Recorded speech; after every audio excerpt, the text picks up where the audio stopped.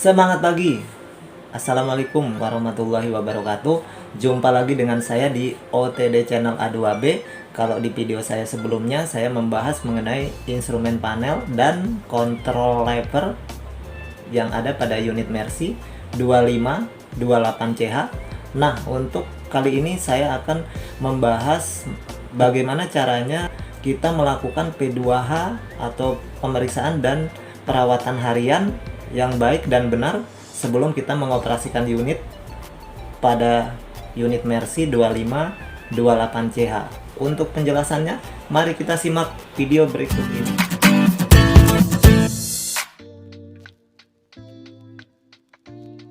Baik ya, kita mulai dari bagian depan terlebih dahulu ketika kita melakukan P2H ya. Dari bagian depan, kemudian kita lanjut ke sebelah bagian kiri, kemudian bagian belakang dan bagian kanan, kemudian terakhir sampai di dalam kabin ya. Baik, kita mulai dari bagian depan ini terlebih dahulu ya. Nah, di sini ada lubang 2. Di sini bisa kita tekan.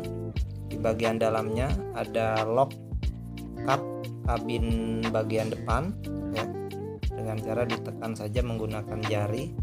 Kemudian kabin yang atas ini bisa kita buka. Kemudian berikutnya yang ini ada tabung oli klat ya. Di sini ada tanda batas minimal dan maksimal. Pastikan bahwa posisinya berada di antara minimal dan maksimal ya. Kalau berada di bawah minimal maka ini harus segera ditambahkan oli platnya.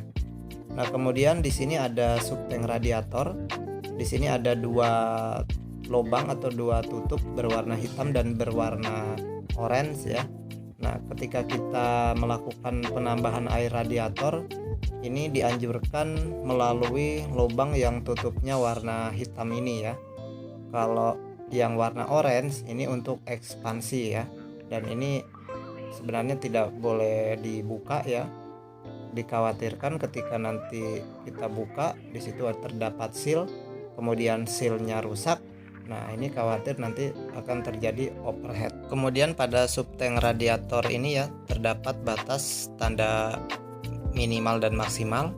Pastikan posisi air berada di antara batas minimal dan maksimal. Ketika posisinya di bawah minimal maka harus segera ditambahkan untuk air radiatornya ini. Kemudian berikutnya ada filter AC ya. Di sini ada locknya di bagian atasnya. Ketika kita ingin mengeluarkan filter AC-nya bisa kita tarik ya. Nah, kemudian berikutnya ada dipstick oli engine ya. Ini ketika kita cabut, ini ada tanda batas minimal dan maksimal. Pastikan bahwa posisi oli engine berada pada batas antara minimal dan maksimal ya. Ketika posisi oli engine-nya ini berada di level bawah minimal, maka kita harus segera melakukan penambahan.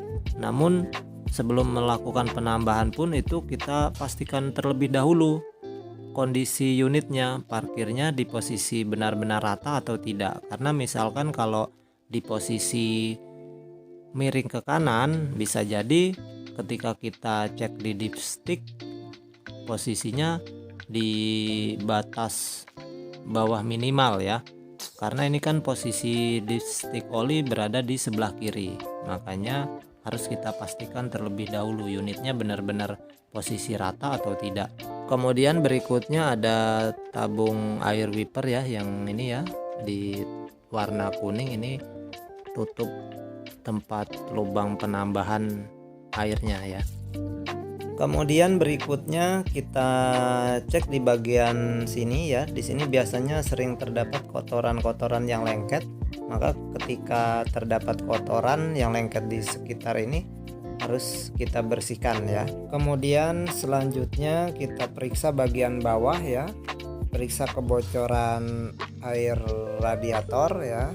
Siapa tahu ada kebocoran di bagian bawah. Kemudian ini ada pipingnya kondensor AC ya. Kemudian ini juga ada intercooler ya. Kemudian yang paling belakang itu adalah radiator. Jadi ini ada 3 rangkap. Yang paling depan itu kondensor AC, kemudian yang kedua adalah intercooler, kemudian yang ketiga itu adalah radiator. Kemudian selanjutnya ke bagian kiri ya. Untuk di sini pertama itu kita cek baut-baut roda, kemudian pelek ya, keretakan pelek, kemudian keausan tayar atau ban ya, kemudian kekencangan tekanan udara tayar ya. Kemudian di bagian dalam ini ya, periksa spring ya, pastikan tidak ada spring yang patah.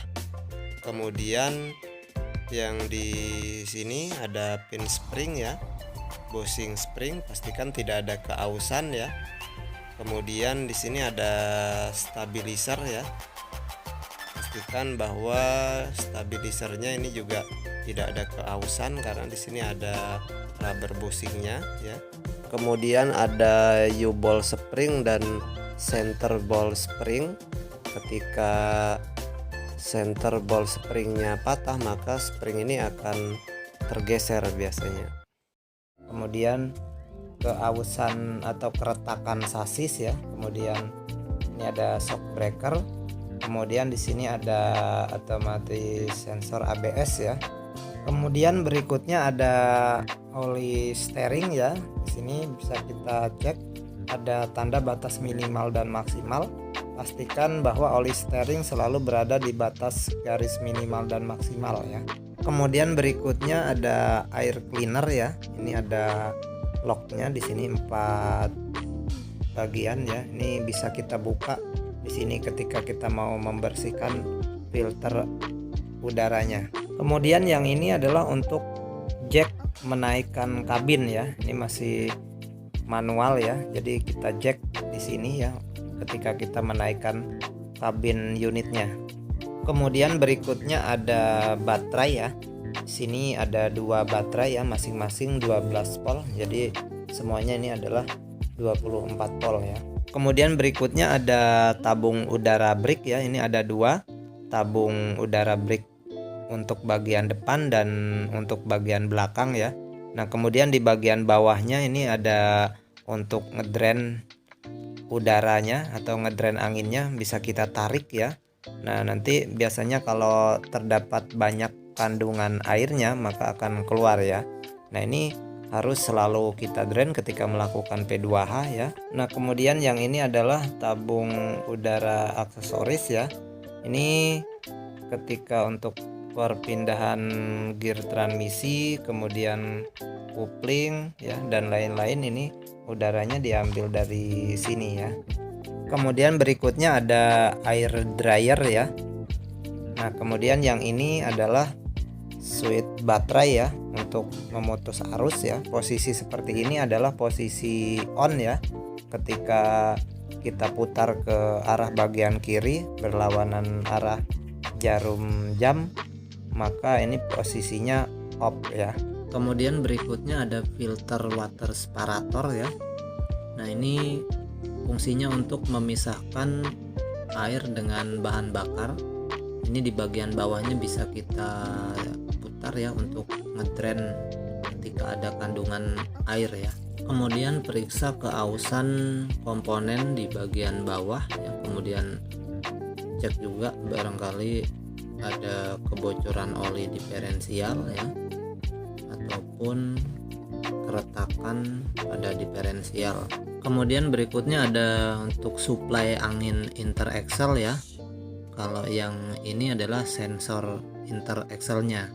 Kemudian yang ini adalah chamber brake ya. Kemudian cek juga keausan bracket springnya ya. Nah, selanjutnya kita ke bagian samping ya, komponen roda belakang. Kemudian periksa di bagian tayar ini ya, pastikan tidak ada keretakan tayar atau keausan tayar. Kemudian tekanan udara tayar ya. Kemudian periksa semua baut-baut roda, pastikan tidak ada baut roda yang kendor. Kemudian keretakan pelek ya. Kemudian yang ini adalah hub reduction ya, periksa barangkali ada kebocoran di bagian hub reduction ini, karena ini di dalamnya juga ada olinya. Kemudian kita ke bagian ini, di sini ada lap spring ya, pastikan bahwa tidak ada lap spring yang patah.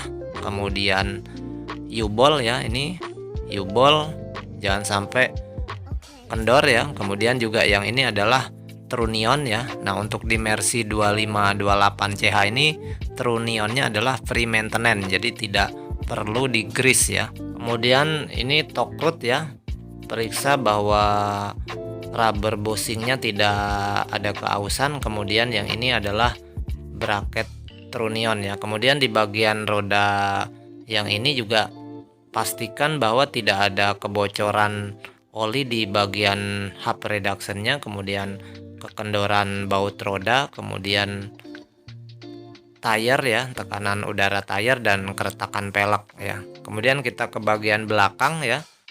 Nah, di bagian belakang ini ya, periksa semua kondisi lampu-lampu, pastikan lampunya tidak kotor ya, baik itu lampu brake, kemudian lampu mundur ya, kemudian juga tidak ada keretakan pada kaca lampunya.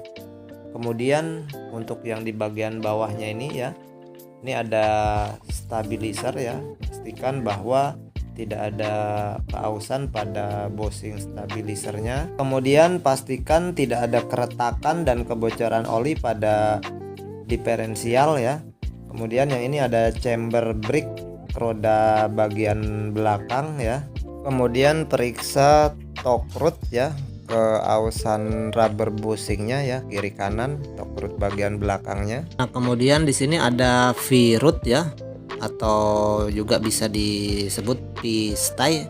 Nah, ini harus diperiksa karena di sini juga ada rubber bushing dan biasanya juga bisa patah ya nih untuk di posisi pinnya ini. Kemudian berikutnya kita ke bagian kanan belakang ya.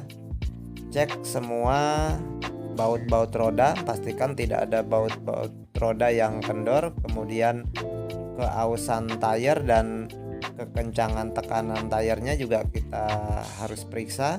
Kemudian pastikan tidak ada kebocoran pada hub reductionnya ya.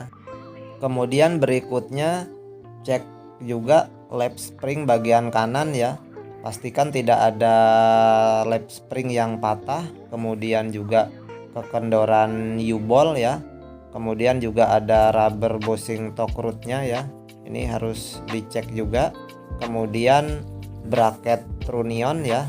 Kemudian kita lanjut ya, ini di sini ada supply angin untuk interwheel ya. Kalau tadi yang untuk supply angin inter axle-nya ada di bagian sebelah kiri ya.